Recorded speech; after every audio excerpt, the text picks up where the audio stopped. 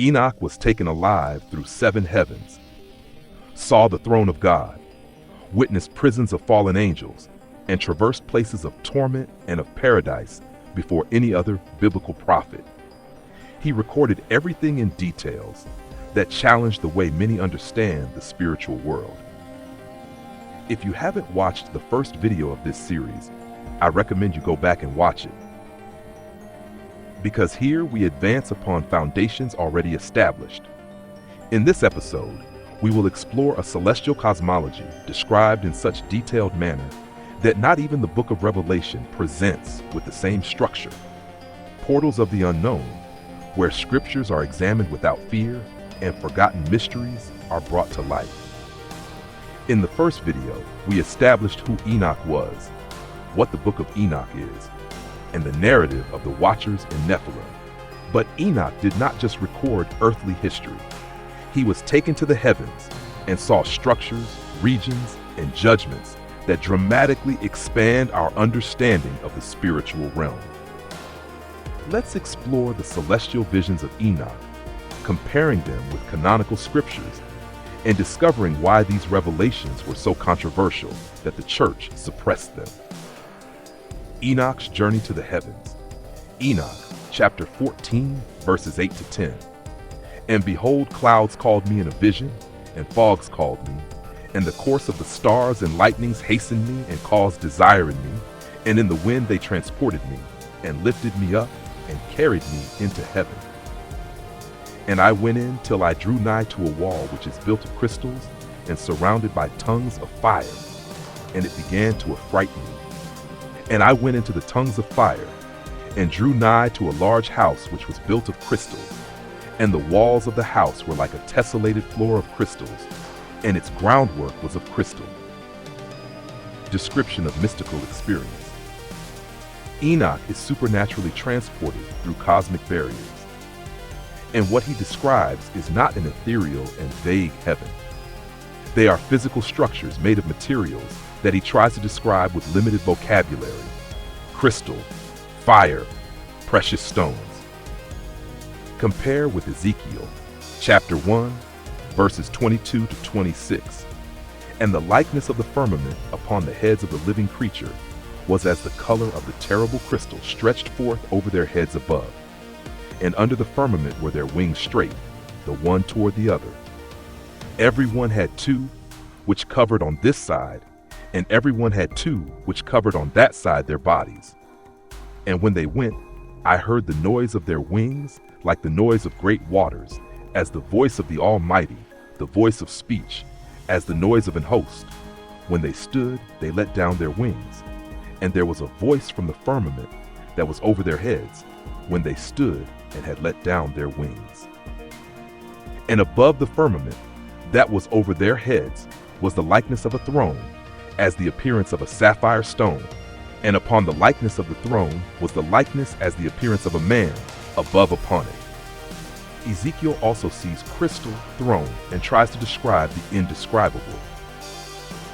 Enoch is having a similar experience, possibly in the same celestial region, the throne of God. Enoch, chapter 14, verses 15 to 22. And I looked and saw a lofty throne. Its appearance was as crystal, and the wheels thereof as the shining sun, and there was the vision of cherubim. And from underneath the throne came streams of flaming fire, so that I could not look thereon. And the great glory sat thereon, and his raiment shone more brightly than the sun, and was whiter than any snow.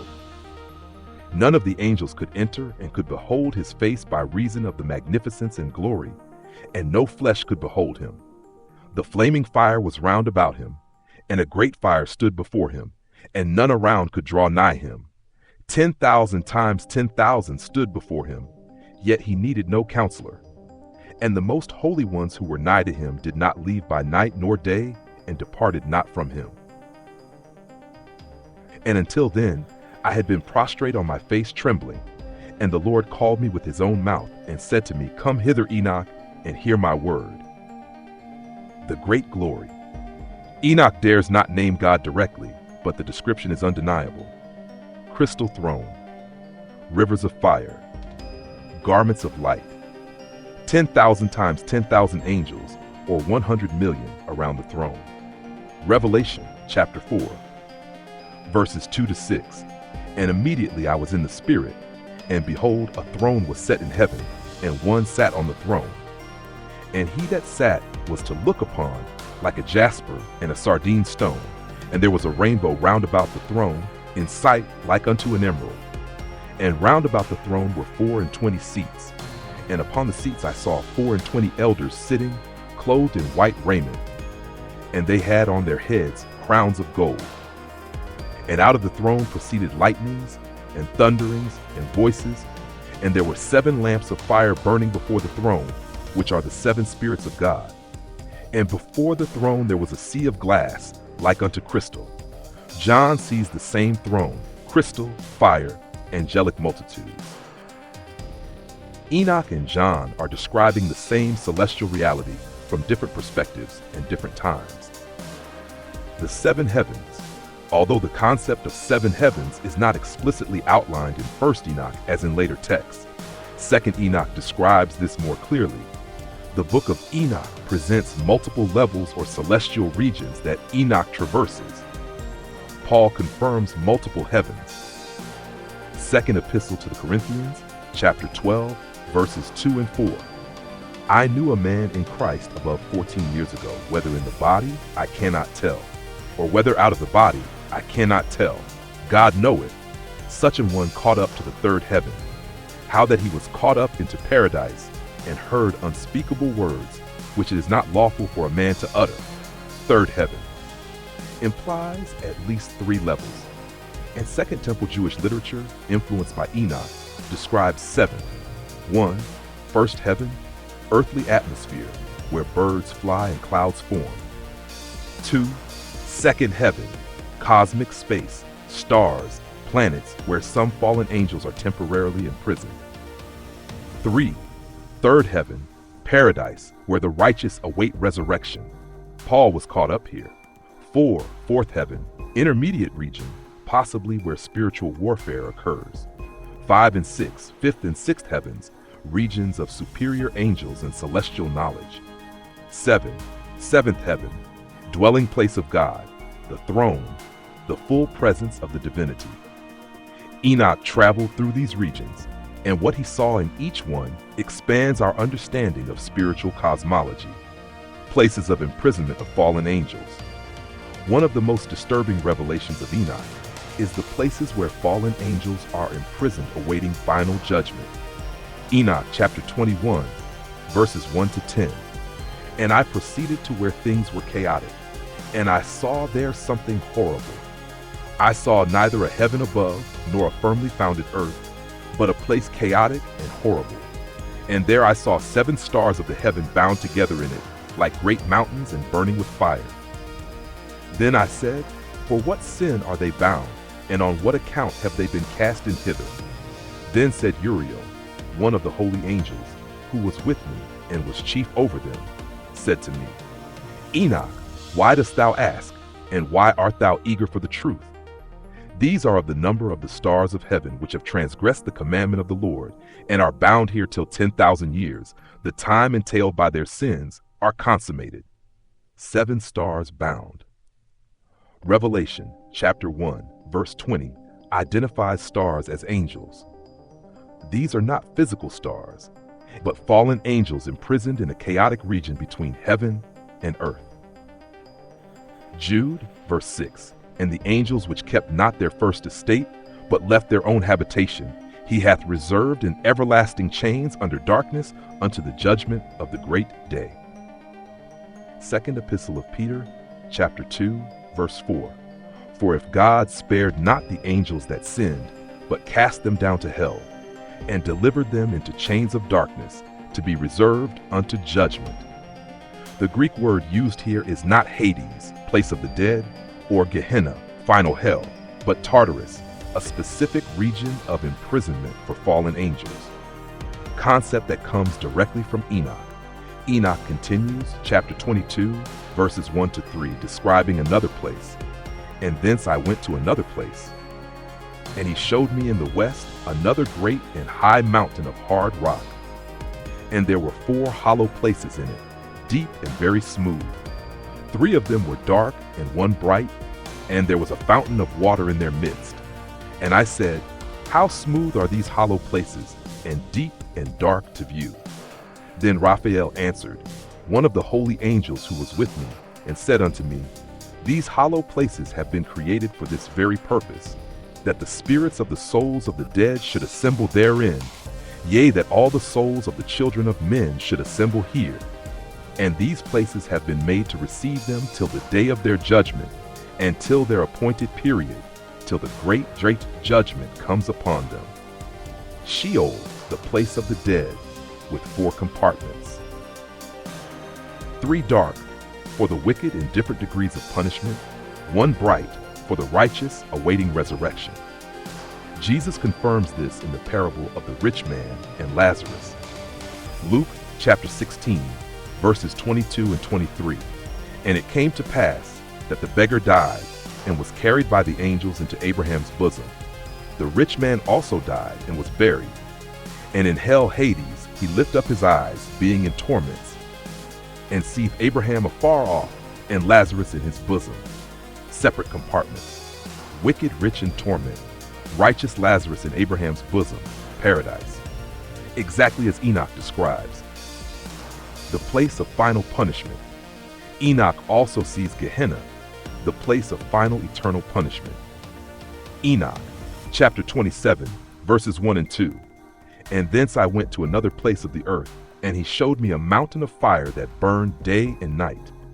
And I went beyond it, and saw 7 magnificent mountains, all differing each from the other.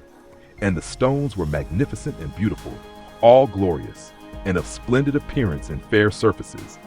3 towards the east, 1 founded on the other, and 3 towards the south, 1 upon the other, and deep and rugged ravines, no one of which joined with it any other. Enoch, chapter 90, verses 24 to 27, describes the final destiny of the wicked and fallen angels.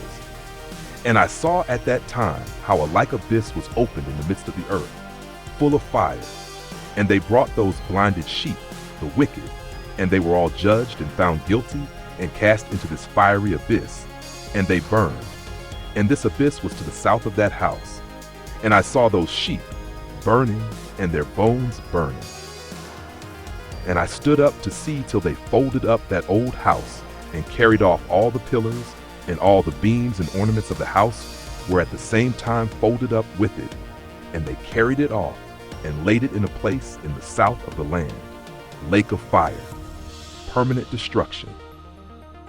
And Revelation, chapter 20, verses 14 and 15. And death and hell were cast into the lake of fire.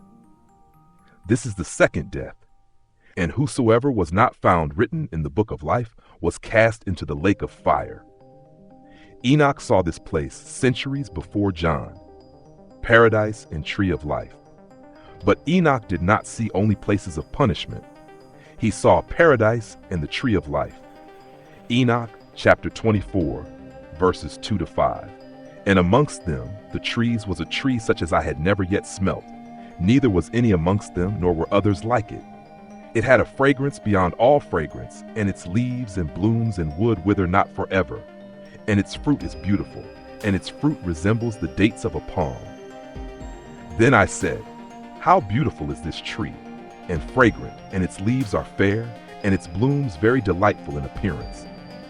Then answered Michael, one of the holy and honored angels who was with me, and was their leader, answered and said, Enoch, why dost thou ask as regards the fragrance of the tree, and why dost thou wish to learn the truth?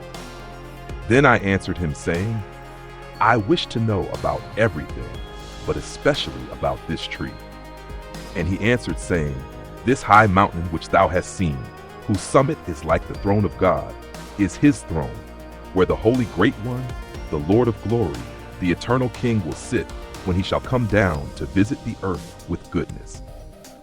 And as for this fragrant tree, no mortal is permitted to touch it till the great judgment, when he shall take vengeance on all and bring everything to its consummation forever.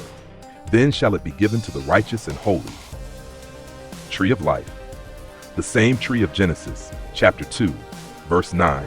and Revelation, chapter 22, verse 2. In the midst of the street of it, and on either side of the river, was there the tree of life, which bare 12 manner of fruits, and yielded her fruit every month, and the leaves of the tree were for the healing of the nations. Enoch sees it before being restored in the New Jerusalem, and he is informed that it will be given to the righteous after final judgment. Angels and their functions.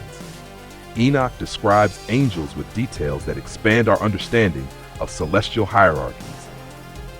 Enoch chapter 20, verses 1 to 8, lists archangels and their functions. And these are the names of the holy angels who watch. Uriel, one of the holy angels, who is over the world and over Tartarus.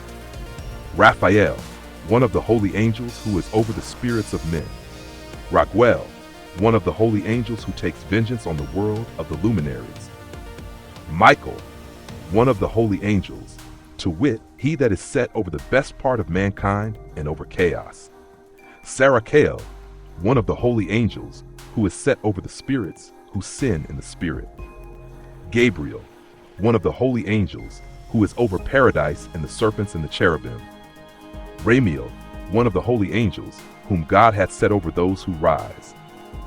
Michael, Raphael, Gabriel, and Uriel are mentioned or alluded to in canonical scriptures. But Enoch provides details about their specific responsibilities. Daniel, chapter 10, verse 13. Michael is called one of the chief princes. Daniel, chapter 12, verse 1. Michael, the great prince, which standeth for the children of thy people. Luke, chapter 1, verse 19.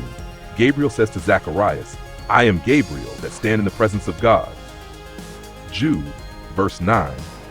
Michael disputes with the devil about the body of Moses. Revelation chapter 12, verses 7 and 8. And there was war in heaven. Michael and his angels fought against the dragon, and the dragon fought and his angels, and prevailed not, neither was their place found any more in heaven.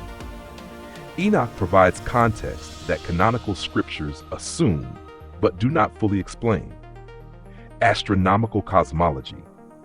Enoch, chapters 72 to 82, describes movements of the sun, moon, stars, and celestial calendar with surprising details. Chapter 72, verses 2 to 5. And I saw 6 portals in which the sun rises, and 6 portals in which the sun sets, and the moon rises and sets in these portals, and the leaders of the stars and those whom they lead, 6 in the east and 6 in the west, and all following each other in accurately corresponding order. Also many windows to the right and left of these portals. And first there goes forth the great luminary, named the sun, and his circumference is like the circumference of the heaven, and he is quite filled with illuminating and heating fire. Description of pre-scientific astronomy, but surprisingly accurate for its time. Enoch understands that the sun does not move randomly, but follows an ordered path through portals, positions on the horizon that change with seasons. Chapter 74, verse 10. And the sun has precedence over the stars in brightness, and he is gloriously adorned and is the greatest of the luminaries. Recognition that the sun is larger than other visible celestial bodies. Although Enoch's cosmology is geocentric, like all ancient literature, it demonstrates careful observation of celestial patterns and understanding of cosmic order. Enoch's celestial visions are not baseless fantasy. They correspond remarkably with fragmented descriptions in canonical books. Paul being caught up to the third heaven, John seeing the throne of God, Peter and Jude mentioning prisons of fallen angels. Enoch provides the full context that canonical scriptures assume, but do not detail. And while this does not automatically make it inspired, it makes it extraordinarily valuable for understanding the worldview of Second Temple Judaism and of the early church. They believed in multiple heavens. They believed in specific prisons for fallen angels. They believed in Sheol with separate compartments. And they believed that Enoch saw these realities and recorded them. Leave in the comments, Do these celestial visions of Enoch change your understanding of the spiritual world? Do you see connections with canonical books that you never noticed before? And are you ready to explore more? Share this video. In the next video of this series, we will explore Enoch's messianic prophecies, revealing how he described the Son of Man centuries before Jesus used this title for himself. Subscribe, activate the bell. Don't miss it. Enoch saw the heavens, and what he saw will change how you understand spiritual reality forever.